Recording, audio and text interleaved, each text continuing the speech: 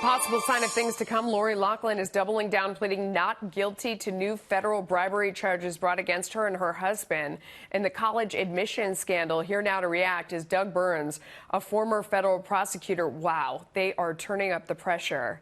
And she's not giving in. Do you think this is a smart move?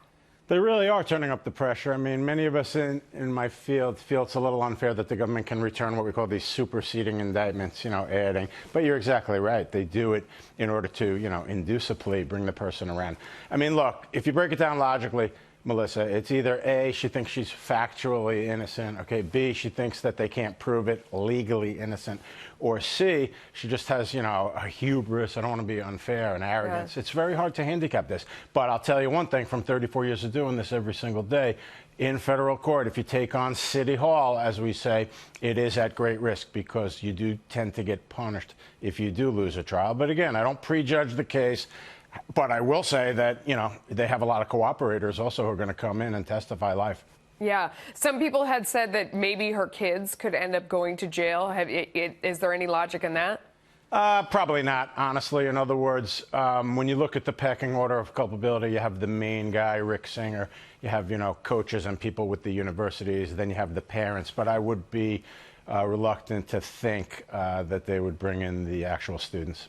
Does it seem insane to you now, when others have been sentenced and it's so far along, that she would still keep holding out?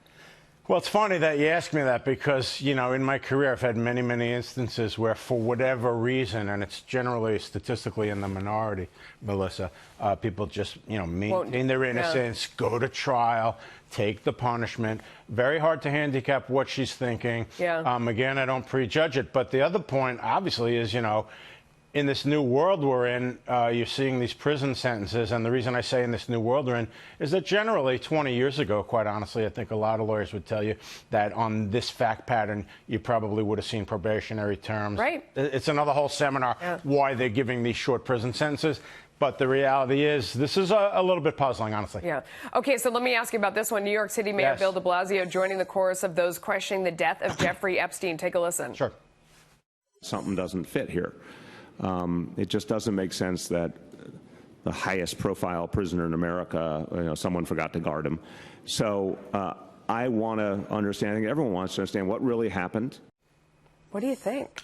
What I think is I don't agree with Mayor de Blasio that much, but I agree with him here, and I'll tell you why. I've been in the special housing unit, okay? You can't sneeze without people right there monitoring it really closely. Now, just multiply that by 10, Melissa, when you have the most high-profile prisoner in the entire Bureau of Prisons, okay? So I agree with the mayor, which is, well, wait a minute. What happened? Where are the surveillance tapes, okay? Where are the interviews of the people that were involved, the guards, the people that were in the cell with him? Now, again, I don't jump right into a wild conspiracy theory and start pontificating about how, oh, yes, he was murdered. I don't know that. But there are a number of questions about what took place there. And then you heard no less figures than, Michael Baden, who, to be fair, was hired by Epstein's brother. So you hang that footnote. But then you also have Dr. Cyril Wecht. And both of them, Melissa, are saying that with the breakage of the hyoid bone, and I'm no doctor, obviously, and other bones in the neck area, it seems more consistent with homicide than suicide.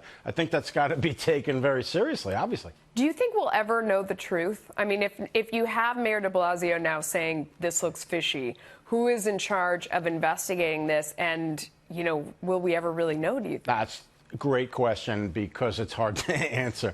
And the point is, look, 50 years from now, maybe, writing books, 20 years from now. For right now, though, honestly, there's something about the MCC, what went on there, the guards who supposedly fell asleep, the people supposed to be supervising them. That's where we need to get to the truth.